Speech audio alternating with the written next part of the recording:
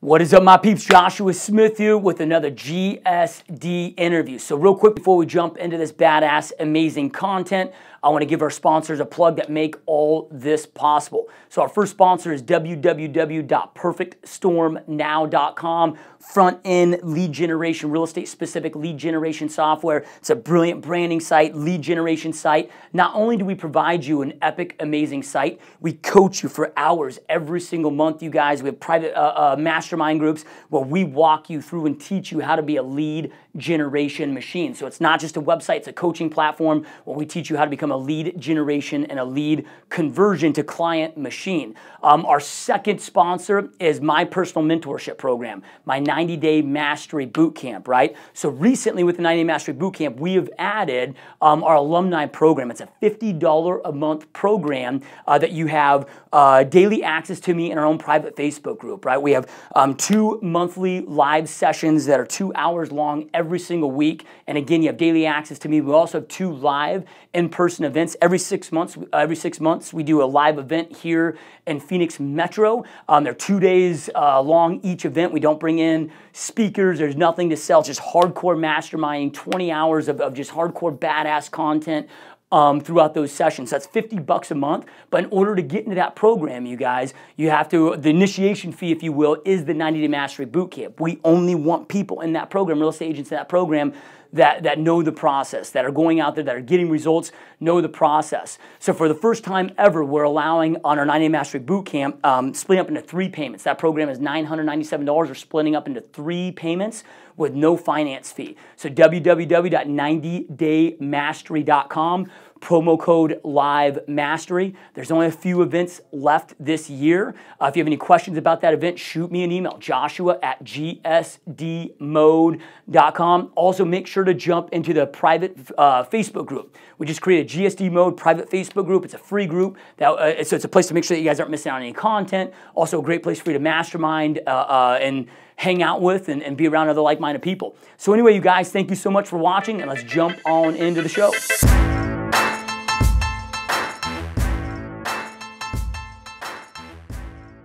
What is up, my peeps? Joshua Smith here with another GSD interview. Every single week we interview top entrepreneurs and just straight up top badasses, guys, that they're dominating their space. They're choosing to not live a life of mediocrity, but to choosing to go out there and live and create an epic life for themselves and for their families. So today, you guys, we have a very special guest on the show. So I'm really stoked, honored, and excited to have on the show. She's a 4-time Olympian herself turned financial advisor, where now she's coaching and consulting a lot of other athletes and helping them better their own personal lives. So really stoked and honored to have Lauryn Williams on the show. Welcome to the show, my friend. I'm happy to be here. Thanks for having me. Yeah, this is awesome. So I know we got right before we hit the record button, you were talking about you kind of have a crazy schedule. Just got back from the Olympics, right? So you're in Rio and just got home. So appreciate you making this happen. This is pretty awesome. So before we get into what you're doing today, because I know you're doing a lot of big things today and you've done a lot of incredible things, I'm really interested in how all the journey began.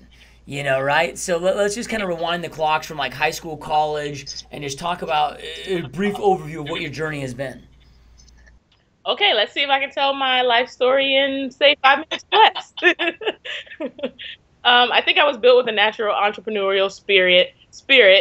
In high school, actually in middle school, I was selling candy. I'd go to the penny candy store, take it to school, and then sell it for double the price. So from the very beginning, I was very much set on, money, savings, being independent, financially independent, not really wanting to have a allowance from my parents, little things like that. Little did I know that was setting the tone for something that would happen later.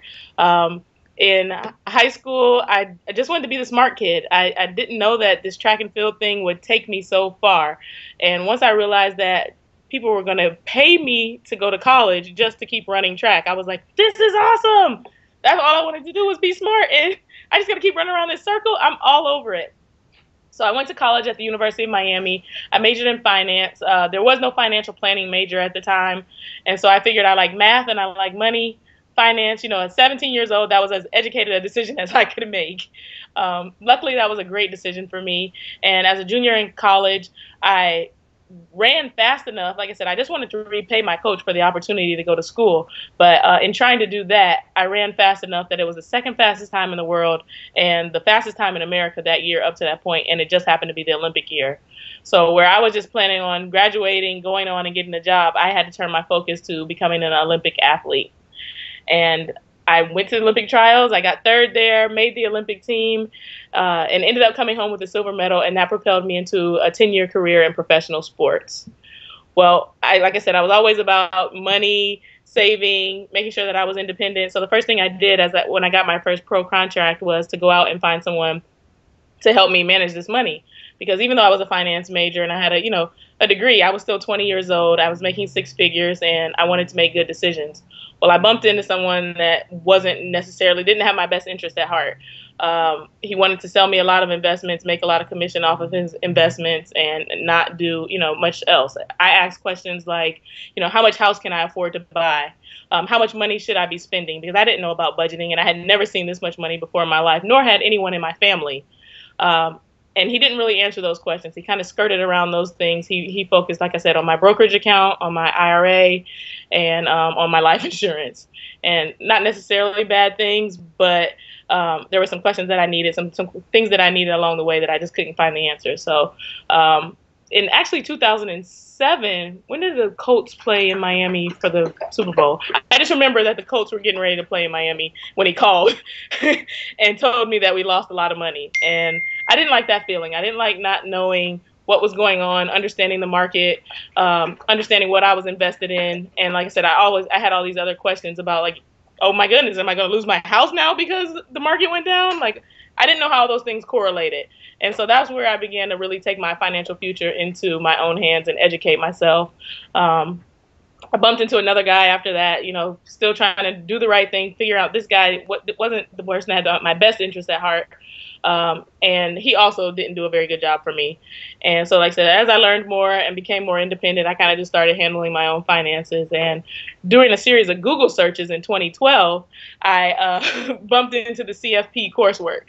So it was literally putting in the words of the things that I was hoping to get help with during my career that I wasn't getting help with, that led me to the CFP coursework. I did that, moved to Texas, jumped into an internship, and basically never looked back from that point. Along the way, like I said, mixing this sports and financial life together, I went to 4 Olympic Games. I switched over from summer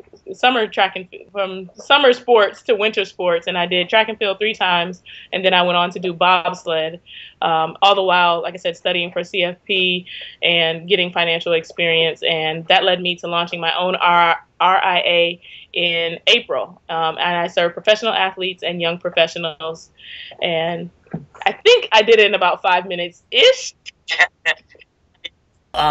So my question is, and I've got a lot of questions, but the first question is, at what point, I know you had a lot of frustration from your own personal experience, and we see this from a lot of entrepreneurs where they're in that frustration and it just kind of lights that fire, that fire was lit for you to watch out for your own finances, but at what point were you like, let me go do this for other people?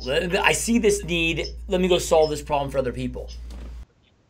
Definitely. So back when I was finishing college and trying to decide what I wanted to do next, I was thinking that maybe nonprofit organizations, because I went to school with a lot of NFL players. I went to the U in 2001, 2002. Anybody who's a sports fan knows that was a really great time to be a Hurricane. So there was a lot of people going pro and starting foundations and things. And then I started to hear about my friends bumping into trouble with, their mom running their foundation and, getting into financial issues because, these are legal entities and they're trying to get the tax write-off and not knowing exactly how that works. So that was the first kind of inkling that I had. And I thought maybe I'd do something in the nonprofit world. But the thing that kind of like really set me off was the 30 for 30 broke. Like I said, I had bumped into other people, especially in the Olympic world, me being in Olympic sports, who were, had the same kind of questions that I did. And, I was kind of an open person. I was like, hey, do you know what I should be doing for this? And, they kind of give you some smart aleckly answer, and you realize that people didn't know the answer themselves. And so money's a sensitive issue. Everyone wants to pretend like they got plenty, they're doing great. And, they want to skirt around things that they don't know, and everyone pretends like they have it all together. But the more time went on, my friends got really they got older, they got wiser, they made some mistakes, and they got more open into talking about it. And so I realized that we were all having the same sort of questions and having a hard time finding the answers. So we were learning more by trial and error than we were by getting actual good information to stop us from making mistakes. And that's kind of what led me to say, hey, like, someone's got to do this. And watching the 30 for 30 broke was kind of like that last straw where everybody was on Twitter, everybody was on Facebook, everybody's like, are you watching it?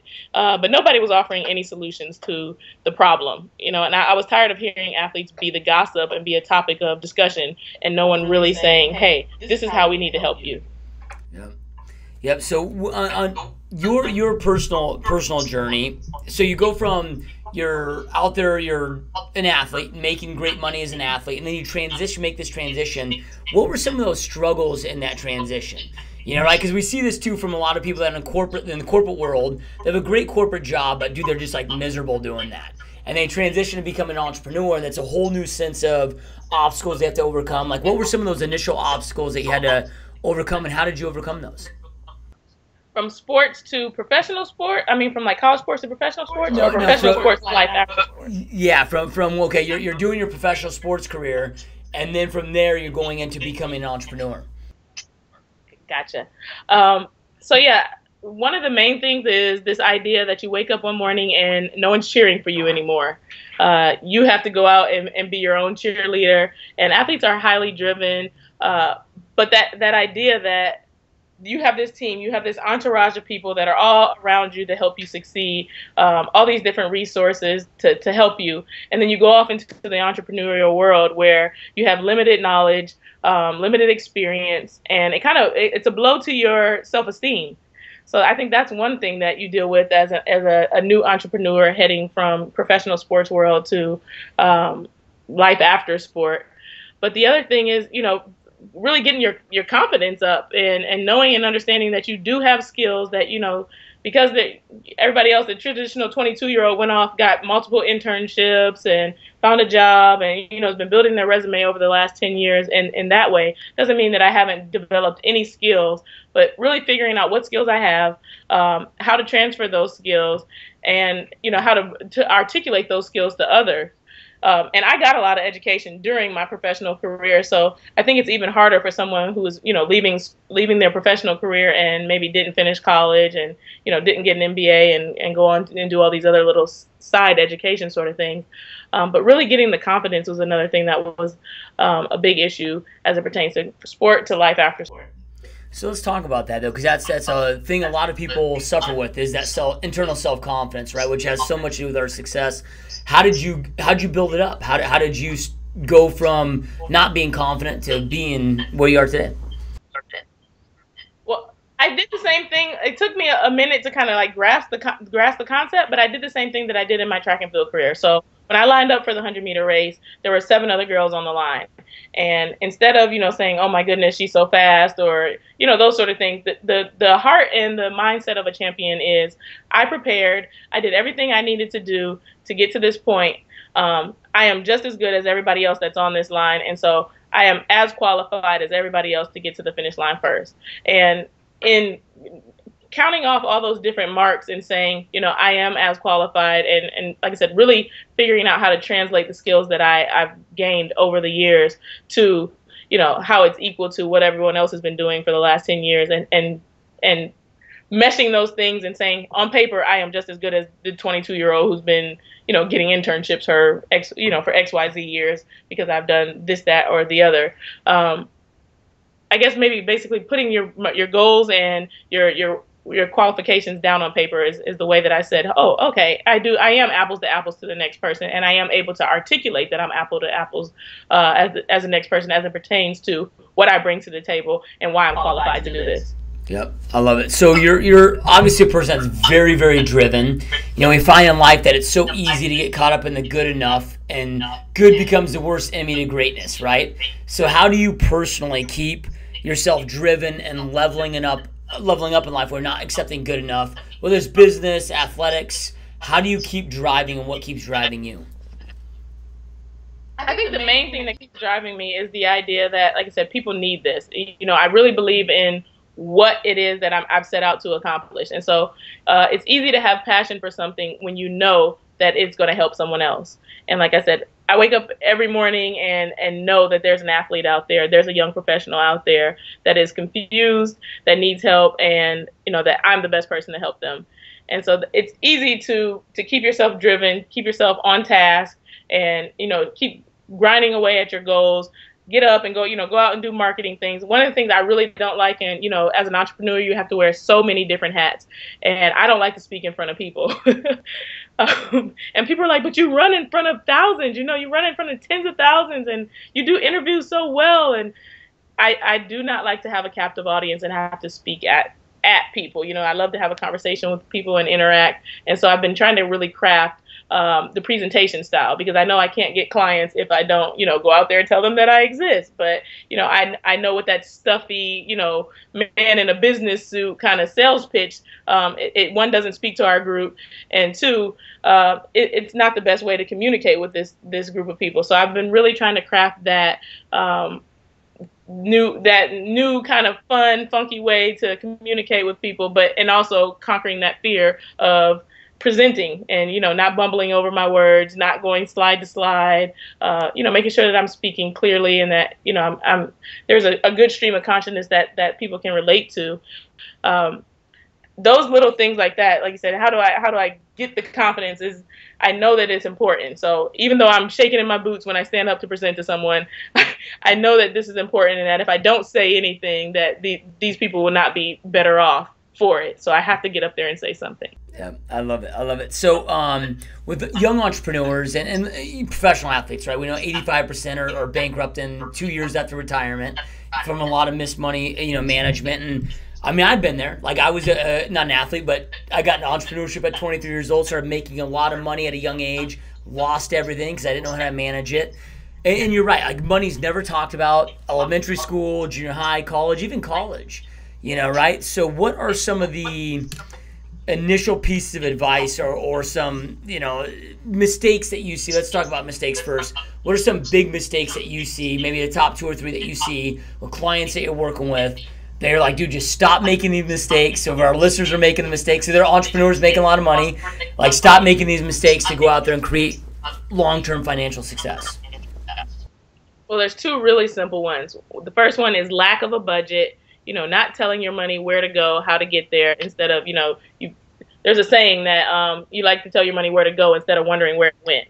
And that's exactly what budgeting is telling your money where exactly you're going to put it versus you just spending and saying, oh, I've got more than enough, no big deal. And then you end up, like you said, in a heap of trouble. The other thing that I see a lot with athletes, and even, you said young professionals, entrepreneurs, is, going into business and not really knowing what they're going into business for, what they're going into business about, or who they're going into business with. So lots of, from the athlete standpoint, go into business with a family friend, or, somebody gets a great idea and like, this would work. Man, I know this would work, but I don't have any money. So let me use your money and we're going to both get really rich. And, trusting other people to put these investment ideas or, like I said, business schemes together are the 2 big things that I see athletes and young professionals run into quite a bit, because there's so many different scams out there nowadays. And some of them are not scams. Some people are actually trying to do, like I said, a good business, or they do it for a short period of time.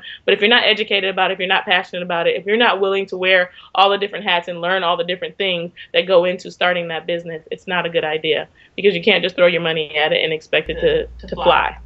Yeah, I love it. So, and I think a lot of people they think the faucet's like never going to shut off, right? But times in life, dude, it shuts off, right? So we got to be prepared for that. And then I heard a stat the other day that only 2% of Americans can retire at the age of 65 without being reliant on their kids taking care of them. So when it comes to like prepping for retirement today, because people are living way longer, what are some things that we should be paying attention to and starting to think about big picture items when it comes to when you're thinking about initially starting to prep for your retirement? Because you're talking about young professionals. When you're 25 or 28 years old, dude, you're not thinking about, well, what am I doing when I'm 75? So, like, what are some of those questions that we should be asking ourselves right now? Well, yeah, and so I'm actually working on a presentation right now that specifically speaks to that, like how to really engage a young professional, because we all think we're Superman, we all think we're going to live forever, and especially from the athlete standpoint, you're elite, you got all this money coming in, you think you're going to be able to do it forever, you're going to be the next Michael Jordan, and life is all going to be lovely, but we know that that's not true for the majority of them. And so I think one of the biggest things that I try to nail and say to them all the time is starting now, putting something away. If you don't see it, then you don't know that it's missing. So if you go ahead and immediately, like if it's auto deducted, if you're working in a regular job, put away a significant amount of money now, not realizing that it's even over there, like somewhere that you just don't even know that it's being stacked away. That's step number one.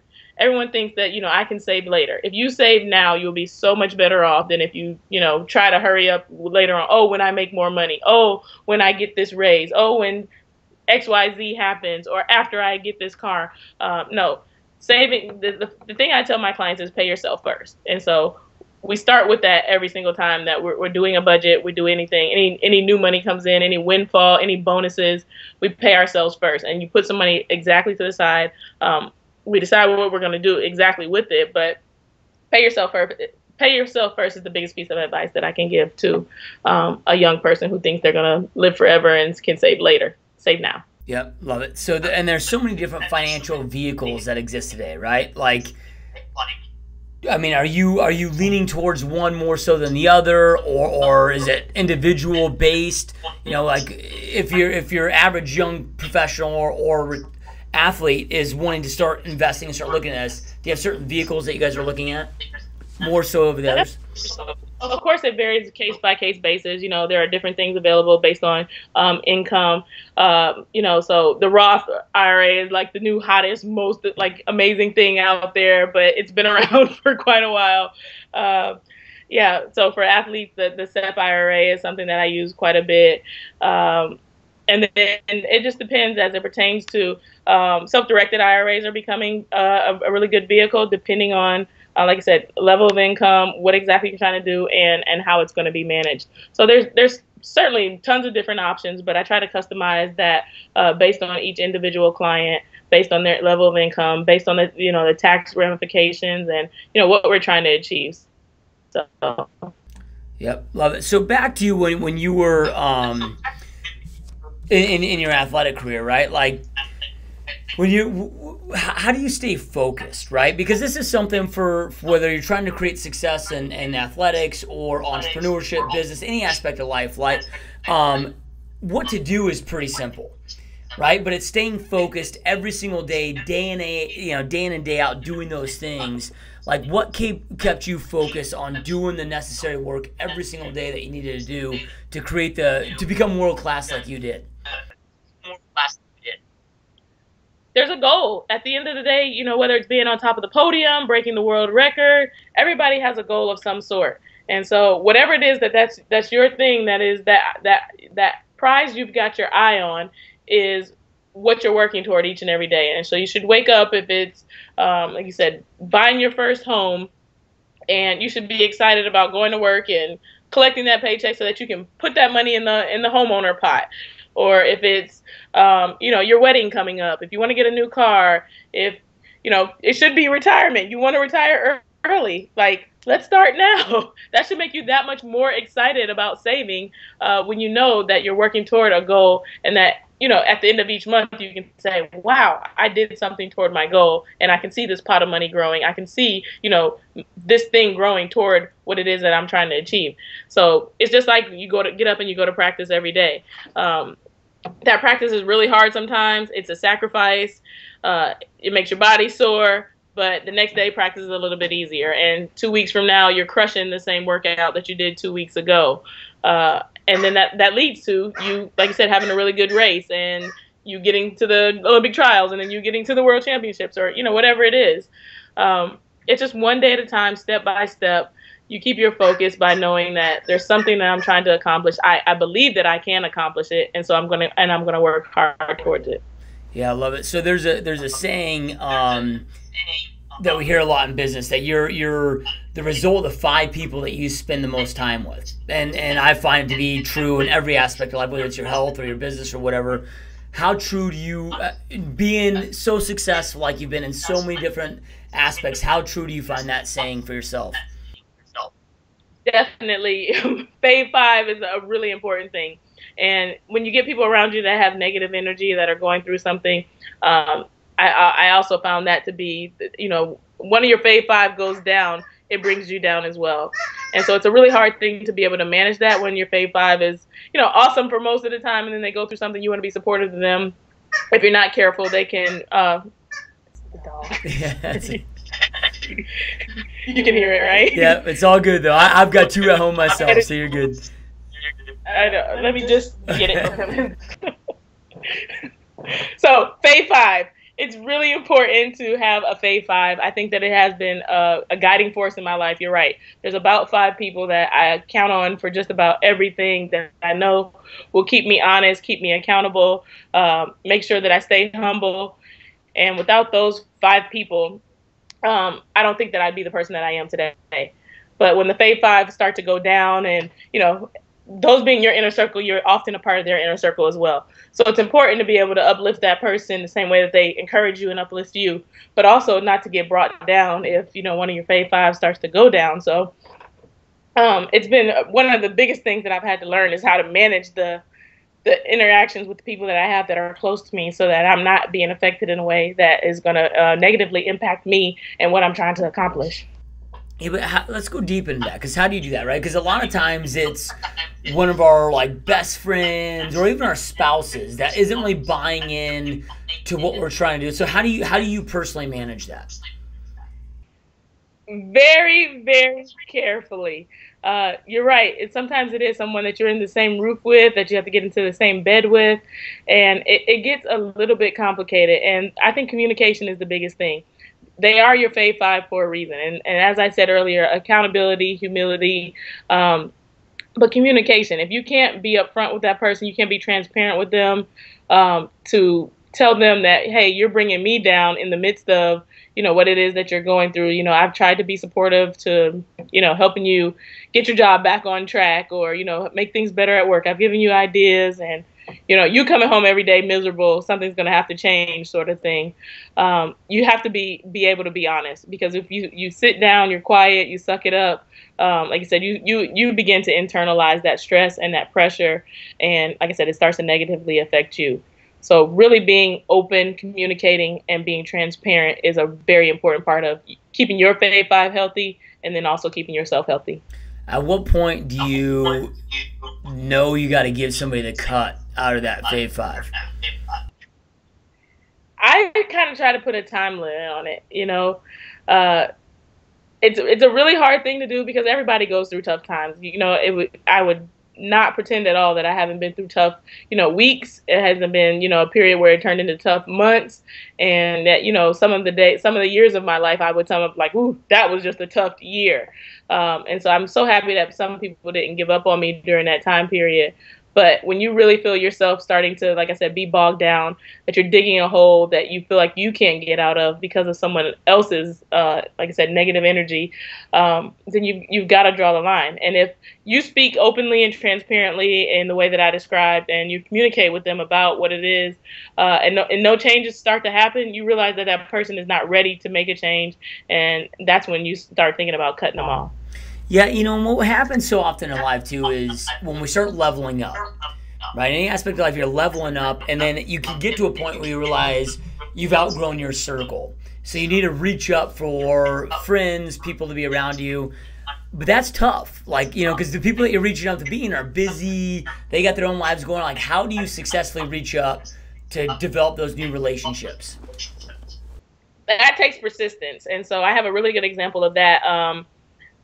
I was in a launchers group. So I belong to a network of other financial planners, young financial planners, and, we help one another. We work together. It's called XYPN. And I was in a launchers group, and we all, got our business up and launched and ready to go. And we were still meeting every week, and it's kind of like the conversation got stagnant, and you're just like, what am I going to do? And just in time, a guy reached out to me and said, hey, we're starting a new group. I thought you'd be a great person. I've seen you on the forums and different things, and are you interested in being our group? And I'm like, yes, this will be awesome.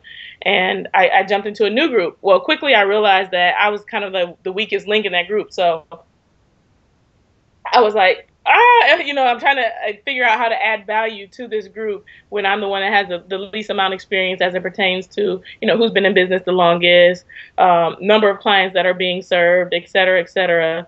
But like I said, what I've done is been open, transparent, and persistent.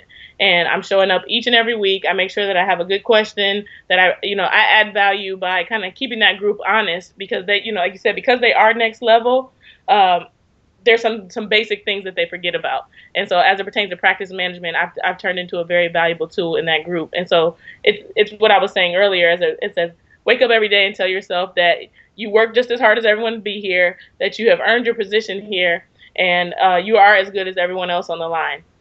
And you will bring value to whatever it is that you're trying to do. And that's the way I've approached it is, like I said, I outgrew one group. I got into another group that was that next level group.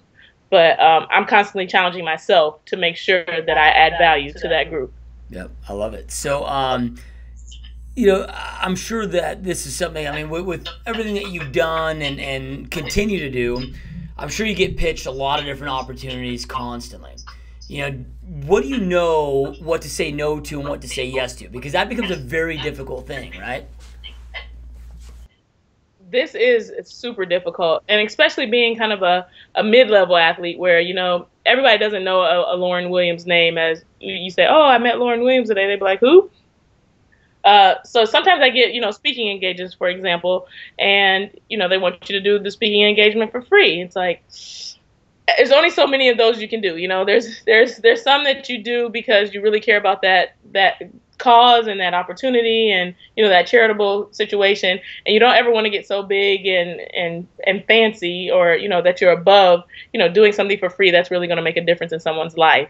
But at the same time, you don't want to be working 9 to 5 every day doing free appearances and not be able to make a living and a life for yourself.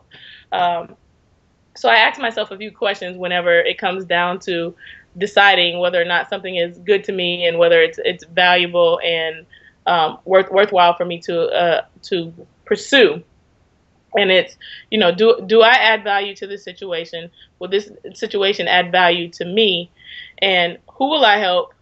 How will this help me? And then also the idea that, will the world be a better place because I'm there? Can I be easily replaced? Like, if you can do the same speech and it's not going to make a difference versus me doing the speech, then I don't necessarily add value to that. And so that's the way I kind of decipher. If someone else can go and show up and do the exact same thing, then this is not something that's customized and pertains specifically to me. I love it. Awesome. So, by just talking to you, you can tell that you're a student of the game of life, right? So what does self-development look like for you? How important is it to you? And what does that look like on a daily, weekly basis for you? Well, I think one of the biggest things that comes down to when you're thinking about self-development is the idea that you need to be educating yourself. And self-development is you developing yourself.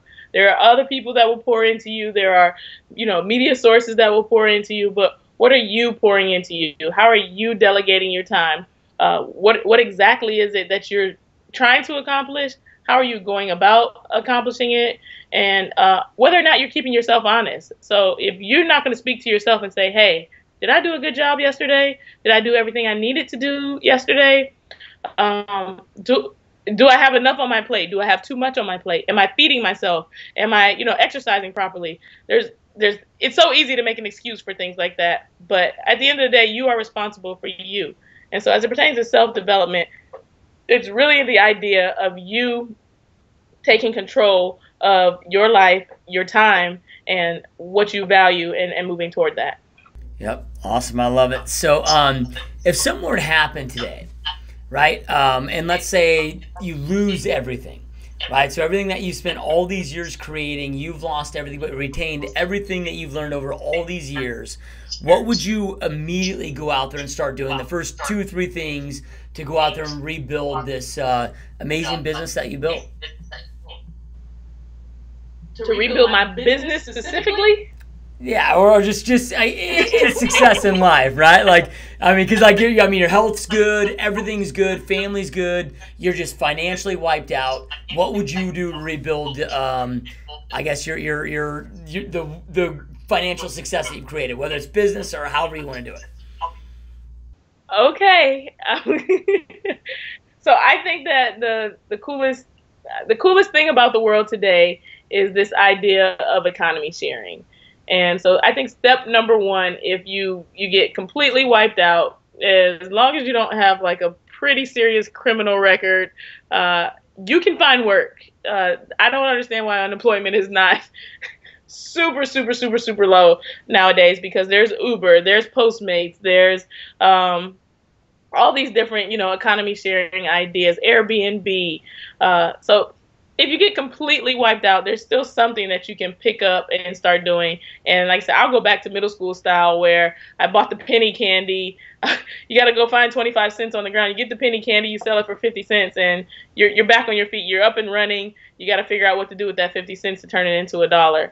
I was born the kind of, with that kind of grind mode, or a hustler. I don't know how you want to call it, but immediately I think I'd be up and working, doing what I needed to do to move myself back into the realm of whatever it is that I was trying to accomplish. And if I was starting another financial planning company and I had to drive Uber to get back to that point, I'd be more than happy to do so, because I'm really passionate about what I do. Yep, I love it. So do you have any type of a routine, like a daily or morning routine that kind of gets you into your best self to go out there and be your best self throughout the day? I do. I'm an early riser, so I'm up at 5:30. I like to do reading from, maybe 5:30 to 6. The dog gets kind of wound up around 6:15, so I try to keep him at bay. Do some emailing from 6:15 to 7-ish. And then the dog park. The dog park, I think, is the most important part of my day. And I know it sounds a little ridiculous, but the people that I've met at the dog park, being an animal lover, I think in and of itself makes my life better, and it makes things go a lot easier. I have this dog that gives me unconditional love, and so even on a bad day, he's going to lick me in my face. It's a Great Dane, so it's a lot of slobber, and you can't help but to laugh. But the people that are there really just help you to get your day going. They're excited about life. They're happy. They're free. They're unassuming. There's a couple millionaires that hang out at my dog park, and you never guess until, you've hung out with them 6 or 7 times, and, you kind of start unfolding these layers of who these people are. But I think the dog park is the place where you just keep perspective, that life is fun. Go out and be free. The dogs just love the idea of getting out and running around being crazy, and it kind of just reminds you, like, don't be afraid to run around and be crazy. So I think that part centers my day and reminds me just to live and let live. And then I go ahead about the rest of the day, get home, try to get back in a chair by 9 o'clock, and work 9 to 12, take a lunch 12 to 1. And then I work maybe 1 to 4, not typical 9 to 5 every day, because I get up at 5:30. Like I said, sometimes I'm doing emails, but mostly it's like something motivational, inspirational that I'm reading on the front half of the day. So yeah, love it. And we'll have links to all of your websites and ways to reach out to you for our listeners. But those that are maybe not watching but listening and maybe aren't in front of where they can click on the link, what's the best way, Lauryn, to learn more about you and to connect with you? The best way to learn more about me would be to go to worth-winning.com, and I will tell you all about what I'm up to. And then I have Lauryn-Williams.com. So if you want to learn about me, the person, the athlete, the Olympian, the speaker, Lauryn-Williams.com.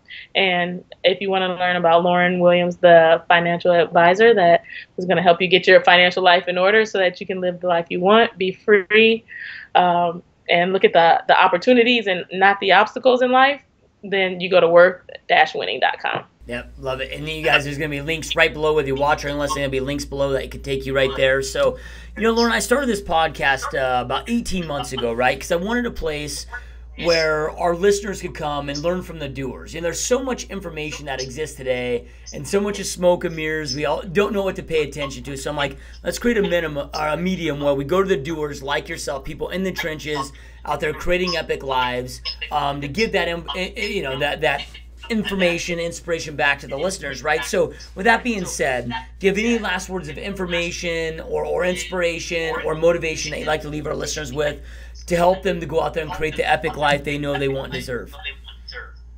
So my motto for my whole life has been hard work knows no limits.